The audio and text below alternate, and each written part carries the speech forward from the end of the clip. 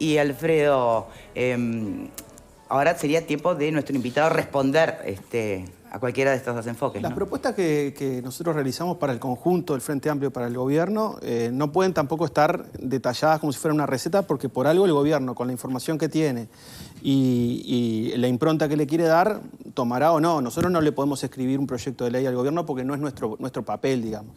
Pero en realidad las propuestas están todas cuantificadas de cuánto pesa y cuánto cuesta cada una de ellas.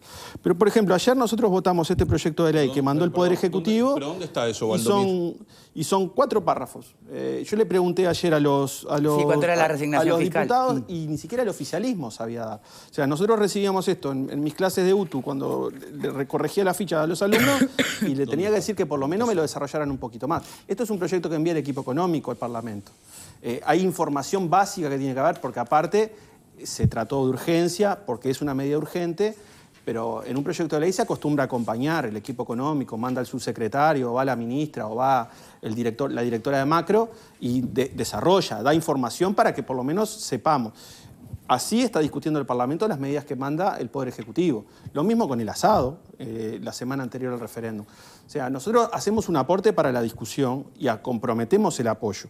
El tema de las medidas es cierto, de repente no se encuentra fácil cuánto pesa y cuánto cuesta cada una de estas propuestas. Evidentemente que también tiene que haber un margen que es el del espacio fiscal que decía Fernando. ¿Pero que hay o no hay espacio Por fiscal? Supuesto que hay. Acá nos tenemos que acordar Por lo que supuesto decía, que por hay, ejemplo. pero, a ver, por porque el supuesto déficit que fiscal hubo bajó. durante los gobiernos del Frente Amplio y el déficit fiscal fue comprometido. El déficit fiscal ha venido bajando. El único de los datos macroeconómicos que el gobierno no logra poner entre sus previsiones es la inflación. El déficit fiscal bajó, entonces se generó un ahorro. No es que nosotros le digamos al gobierno que sea machete. El gobierno dijo que ahorró 600 millones de dólares en el momento de la pandemia. Y de alguna forma eso también le da espalda para reorientar a otros gastos. Pero por otro lado, nosotros lo que decimos, y seguramente Valeria lo pueda manejar por su experiencia de sindicalista, es que no es suficiente contener el precio y hacer renuncias fiscales si los salarios, jubilaciones y pensiones no aumentan. Y esto por eso, no tiene nada que ver. Ese es el kit de la cuestión. Ese es el kit. Y lo que bien. venimos de 2 años, que el ingreso de los hogares y el ingreso salarial y además las jubilaciones y pensiones que están atadas a la evolución de los salarios no aumentan. Entonces, por más que nosotros le pongamos alivio y parche, la situación no va a repercutir directamente en el bolsillo de la familia. Antes de pasar a las mujeres panelistas, le hago una consulta. ¿Cuál es su posición frente a lo que está pasando en Perú, por ejemplo, ¿no? El gobierno de izquierda, que además ha llegado a una inflación histórica, récord? ¿Por qué se lo pregunto? Porque el documento que ustedes plantean pareciera no incluir la perspectiva de los daños que ha hecho a nivel mundial tanto la pandemia como la guerra en Ucrania. Al presidente electo de Perú, antes de asumir el cargo, ya le estaban pidiendo el inicio de un juicio político en el Congreso. Sí, 2 veces zafó de eso. Absolutamente precaria su institucionalidad. El sistema de partidos en Perú no existe, porque son partidos que se crean y a la próxima elección ya no existen más. El peso del fujimorismo es importante dentro de la sociedad peruana. Y este presidente lo que no tiene es respaldo político. Podrá tener respaldo popular, ni siquiera él se imaginaba que iba a ganar. Y en cierto sentido, la renuncia a la política, el rechazo a los políticos tradicionales, es un outsider, ¿no? Un maestro rural, ganó y claro, manejar el poder del Estado y de alguna manera transitar una pandemia, una crisis política, una crisis social, si uno no tiene respaldo de los ministros y de las manos en el Congreso es muy difícil, es muy precario. Esa estabilidad o esa inestabilidad que predomina en los países como Perú, por suerte no lo tenemos en Uruguay. Por suerte hay un Parlamento que puede dialogar. El Frente Amplio como oposición acompañó todas las medidas de alivio y para contener el impacto de la pandemia. Hemos venido acompañando este tipo de medidas que han enviado el Ejecutivo, casi sin información, pero en el entendido que son urgentes y que alivian el ingreso de la familia. Podemos tener un diálogo, incluso en los entes hay participación de la oposición y del oficialismo. No nos comparemos con Perú. No, más vale que no. Pero no se ve o no se advierte demasiado ese diálogo cuando uno escucha, y lo que ha sido la campaña por la LUC, de verdad. En eso estamos en el debe todos, ¿no? Por lo menos... No, pero está bueno la autocrítica, ¿no? Está bien, está bueno. Elevar el tono del debate, de alguna manera tener buenas técnicas legislativas, buena información, no agraviarse y tomarse las cosas personal. Me parece que en este momento es crucial en cuanto al mensaje que le damos a la población. Bien, vale, te menciono. Sí, es verdad. A ver, yo entiendo que, comparto evidentemente que el problema central que tenemos es la pérdida del poder adquisitivo y eso, por más que se alivie un poco en algunos artículos de la canasta, mientras no discutamos el ajuste de los salarios, el aumento en realidad de los salarios y las jubilaciones, evidentemente van a ser como parchecitos esto que se está resolviendo, ¿no?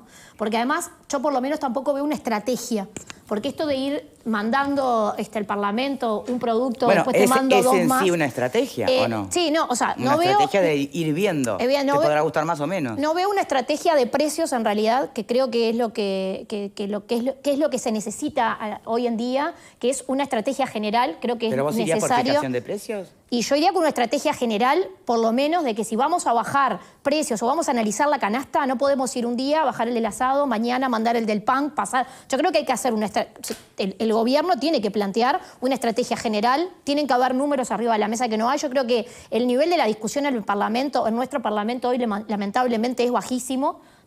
Se prioriza la discusión personal, el agravio, y las cosas de fondo se discuten muy poco y con muy poca profundidad. Y entiendo que esta no es la forma de dar esta discusión. Yo he hablado con muchísima gente en estos últimos días en cuanto a la preocupación. Nadie va a responsabilizar al gobierno por lo que está pasando. A ver, lo que está pasando no lo podría solucionar tampoco un gobierno del Frente Amplio. Está claro que es una crisis mundial. Bueno, no está claro en el documento, ¿eh? No, yo en realidad entiendo que el documento es un aporte con las formas que puede llegar a tener la oposición, pero me parece que necesitamos... Es intervención del Estado versus libertad de mercado. Sí, igualmente yo entiendo que lo que está haciendo hoy el gobierno también son señales de intervención del Estado. O sea, de esta crisis no se sale si no hay intervención del Estado, y creo que esto que se está mandando, yo creo de una forma un poco desorganizada y muy en cuentagotas, es una intervención del Estado, porque sin la intervención del Estado el nivel de pobreza va a crecer. Vos hoy vas al almacén y te encontrás con la realidad de que volvés a ver los productos fraccionados, mucho más presentes, porque, a ver, vos lo decías hoy, del casco duro de la pobreza. Ese casco duro de la pobreza es muy difícil bajarlo. Es eso que permanece, ojalá llegáramos a la pobreza cero, es muy difícil porque hay un casco duro que es muy difícil entrarle para que disminuya a los números que nos gustaría a todos que tuviéramos, ni antes ni ahora. Pero por el otro lado, hoy se ve mucho más presente y basta recorrer comercios de barrio pequeños y volvés a ver el fideo fraccionado, la polenta fraccionada. A ver, es una señal de que en realidad está siendo muy difícil para las familias llegar a comprar el paquete. O sea, eso es una señal de que hay un retroceso en lo económico grande y que el único que puede resolver esto es el Estado, no el mercado. Esa es por lo menos mi visión. A ver. Yo entiendo que es legítimo y positivo que se quiera por parte de la oposición interiorizarse en las proyecciones del gobierno en cuanto al tema puntual de los precios. Celebro que esto se dé en el marco del Parlamento, porque creo que siempre que se pueda, y yo lo he hecho acá en varias ocasiones, hay que reivindicar el Parlamento como el lugar de negociación y de diálogo constante que es. Un poco en línea de lo que planteaban los compañeros, yo entiendo que es válido lo que usted estaba planteando, el hecho de, creo que es positivo para la población toda conocer en números cómo se traduce la renuncia fiscal en estos productos que se está exonerando el IVA. Y en esa misma línea también creo que es importante que este documento que se aporta por parte de la oposición, y en línea de lo que decía un poco Marguerite, bueno, como por un lado entiendo que es positivo que se deje claro de qué números estamos hablando de renuncia fiscal, creo que es importante poner con números de cómo se estaría traduciendo las medidas que plantean en ese documento. También creo que es positivo señalar de dónde se podría sacar, porque creo que eso responde a una seriedad... Del ahorro, por ejemplo, que el gobierno... Bueno, pero también hay que ver en qué se está replicando eso, porque hoy cuando ahora se estaba mencionando el tema de si el gobierno interviene o no, que es una discusión filosófica. Y Alfredo decía, bueno, cuando decían que eran un gobierno liberal y que no creían en la intervención de Estado, yo nunca escuché al presidente de la República decir eso.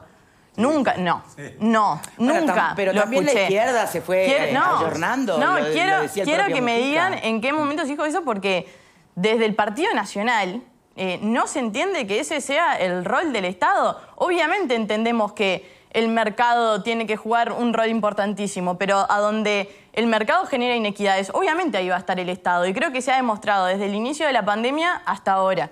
Y en cuanto al tema de la recuperación salarial, que creo que es algo que también nos encuentra a todos en la misma línea, todos escuchamos el compromiso del presidente asumido en cuanto a la recuperación salarial. Creo que sería bueno también empezar a discutir no si queremos o no queremos recuperación salarial, porque está claro que todo el mundo quiere transitar ese camino. Ahora, reitero, ¿de dónde? ¿Cómo? Creo que ese tiene que ser el gran diálogo que nos llame. No las propuestas, porque creo que en la medida de lo que queremos que pase estamos todos de acuerdo. Ahora, creo que lo que aporta y en lo que tenemos que discutir es de dónde sacamos, cómo sacamos, cuánto significa y por la parte de oposición y por parte del gobierno. Diputado. Marguerite mencionaba hoy, por ejemplo, el tema de la pobreza, ¿no? Yo se lo pregunté a la ministra de Economía, a Azucena Arbeleche, el 24 de febrero del 21 en comisión permanente, y ante una pregunta concreta, ella dio una respuesta muy concreta, dijo, el 20 nos trae 100.000 nuevos pobres. En el 21, con los datos del INE que se publicaron la semana pasada, se recuperaron en el entorno de un tercio de esos 100.000 nuevos pobres, pero en el año pasado tuvimos aumento del producto. Fue lo que mencionaba, los datos que mencionaba Fernando. El tema es que recuperamos solo una parte de la gente que cayó bajo la línea de pobreza. El año pasado fue el año de la reactivación, este año tiene que ser el año de la recuperación salarial, sin ninguna duda, porque si no vamos a entrar en un año muy complicado. Nosotros estamos a las puertas de un invierno donde vamos a seguir teniendo ollas populares, donde vamos a seguir teniendo problemas de inseguridad alimentaria. El problema de la pobreza infantil, porque también los datos del INE nos dieron otro elemento, que es la pobreza promedio a nivel nacional es un 10,6, pero cuando vemos por edades y grupos de edades, la pobreza infantil y en adolescentes es casi un 20%. Ahí tendríamos un elemento para un compromiso nacional. Bueno, pero ya está erradicar el la pobreza compromiso infantil nacional de la inversión en pobreza infantil. Pero fue anunciado hace muy poquito. Ponernos un compromiso de erradicar la pobreza infantil al 2030, ¿no? Un compromiso de todo el sistema político, de toda la sociedad. ¿Qué implica? Bueno, implica discutir ingresos, implica discutir los impuestos, porque evidentemente con 15 años de gobierno del Frente Amplio nunca se logró bajar del 15 o el 17% de la pobreza infantil. ¿Qué estamos hablando? Es el núcleo duro de la pobreza que uno con medidas de redistribución o de transferencias monetarias no la logra revertir, porque la pobreza se va renovando generacionalmente. Un compromiso de esas características, ¿cuánto cuesta? Un compromiso que estén todos los actores, las empresas, los sindicatos, el sistema político, para ponernos de aquí a 2030, por ejemplo, que no haya ningún niño pobre. Eso es un elemento de alta política y que aparte es de impacto directo en la sociedad. Pero bueno, si no discutimos impuestos y no discutimos de dónde se puede financiar esa situación para que haya salud, educación y vivienda para esos hogares, es muy difícil. Y por último, me quedó también el elemento relacionado a qué nos dicen los datos macroeconómicos. El año pasado crecimos, el 4,4% del producto, pero también un efecto de concentración muy fuerte. ¿Qué significa? Por ejemplo, hoy sale en un semanario, el semanario de los jueves, que el año pasado aumentaron un 30% las ventas de campos. No, hay un sector que está brillando, obviamente. Un 30% del 2021 con respecto al 2020, 30% más de campos se vendieron a un precio de la hectárea $3.500. Mayor que también, un 6% mayor que el precio de la hectárea en el 2020. También tenemos el informe de AEU, que dice que aumentaron los depósitos uruguayos, sobre todo en la franja de mayores de $250.000 y de $100.000. Hubo un sector de la economía, un sector de nuestra población, de altos ingresos, que el ajuste no lo está sintiendo de la misma manera que los sectores de menos ingresos. Entonces hay un efecto de desigualdad importante. Por supuesto, explíqueme entonces cómo es que sube el precio del boleto de la Intendencia de Montevideo. Lo venía manteniendo hace mucho tiempo. ¿Pero lo sube justo ahora? Lo sube porque también hay un aumento de los combustibles. Si bien el gasoil para el sector transporte está contenido, evidentemente que la Intendencia tiene que de alguna manera, para sostener los subsidios que hay, el boleto estudiantil, el boleto gratuito para determinados sectores, redistribuir el peso sobre el que paga el boleto común. También hay una diferencia muy grande entre el boleto del sistema de transporte metropolitano con tarjeta y el pago en efectivo. Sí. Pero igual aumentaron, ¿eh? Yo no conozco las finanzas del gobierno departamental. Bueno, pero me agarrás mal, pero... No, pero no es... Solo voy a que, evidentemente, gobernar es una cosa y la mirada externa es otra, porque es el mismo Frente Amplio que está planteando todas estas medidas el que a los sectores más vulnerables, es decir, los que andan en ómnibus, les sube el boleto, cuando no habría razón para subir el boleto. Muchos municipales. Entonces, realidad, digo porque lo planteo porque también uno ve de afuera las cosas y dice, bueno, pero... ¿No comentarios? No, yo ahí sí tengo comentarios.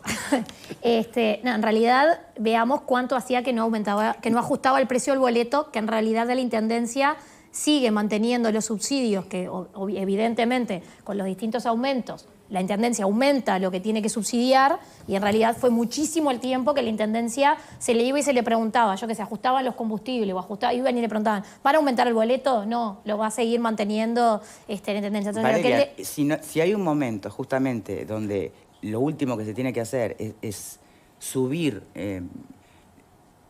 justamente en realidad, a las personas que necesitan del transporte público. A ver, la realidad es que uno a veces, siendo gobierno, yo creo que al gobierno no le gusta ajustar el combustible. Eso es una realidad. Yo qué sé, o sea, los precios de los combustibles se reflejan en todo lo que nosotros compramos de alimentos, por ejemplo, ¿no? Los fletes, la propia producción. Entonces, yo creo que en realidad los gobiernos no es que lo hacen porque lo quieren hacer justo en este momento. En realidad no les queda otra que hacerlo. Yo hago el paralelismo. En realidad, del boleto ya no podía mantenerse el precio que estaba porque viene de muchísimo tiempo sin ajustar. De hecho, creo que en la pandemia no ajustó nunca. Entonces, o sea, ajustó una sola vez, que creo que fue un ajuste mínimo. Entonces, la realidad es que ya no se sostiene el precio del boleto. Siempre hay una explicación. No, o sea, hay una explicación. De un lado y del otro siempre hay una explicación para hacer o no hacer. Sí. Creo que tenemos que ir cerrando, pero me gustaría saber si este documento ya fue planteado, conversado con parlamentarios del oficialismo, qué receptividad tuvo, cayó bien, no. El documento se presentó al Frente Amplio. El Frente Amplio algunas medidas ya las venía trabajando. El presidente del Frente Amplio ahora no está en el país, pero hay una instancia que es para ahora en turismo, que es una vez que terminó el periodo de la campaña electoral y el referéndum, bueno, hay que como que ver en qué situación estamos y hacemos un aporte. El Frente Amplio ya lo tiene, este aporte lo han venido discutiendo. Algunas medidas se han enriquecido con el ida y vuelta y lo que vamos es a una discusión a nivel político para que los partidos políticos del oficialismo y particularmente el gobierno, de alguna manera tengan en su carpeta de trabajo esta propuesta, con el compromiso de discutir y apoyarlo. Algo va a salir. ¿Todavía no fue presentado? No, formalmente todavía no. Bien. Está en la instancia del Frente Amplio todavía. Bien. Y bueno, ya va a llegar, ya veremos cuáles son las reacciones entonces del oficialismo sobre este documento, que si tengo que pasar raya, dígame si me equivoco, la clave y la fortaleza de esta propuesta es ir al grano con el tema de un ajuste salarial. Sin duda. Si no recuperan los salarios y no lo demás aumenta... viene como consecuencia, digamos. No, lo que pasa es que la recuperación salarial va a llevar su tiempo, ¿no?